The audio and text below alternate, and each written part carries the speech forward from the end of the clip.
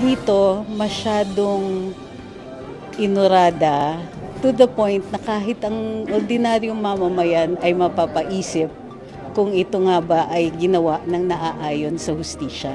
Siyempre kinagagalak natin na malaya na naman ang ating Vice Presidente na tuloy-tuloy ang kanyang pagtatrabaho. From the start naman, alam namin na may kakulangan talaga ang pagsampa nitong impeachment sa kanya.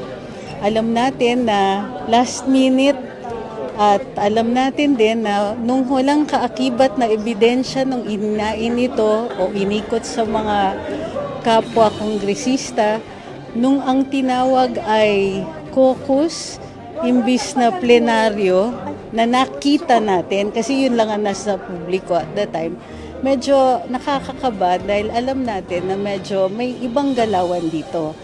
Doon sa mga dating impeachment, na kahit may madalian, nakikita natin na kahit paano na pag-uusapan, hindi man na umaabot dun sa punto na nasa-satisfy tayo, pero may lip service.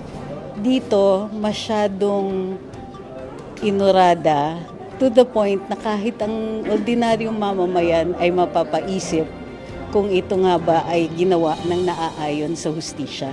So maraming salamat sa Senado dahil nailiwanag din, maging tutol man sila o sang-ayon, naging maliwanag kung ano ang mga issue dito. So sa hinaharap natin sa ibang mga kaso na kaakibat nito o tungkol sa impeachment, mas umiigi din yung sistema ng hustisya.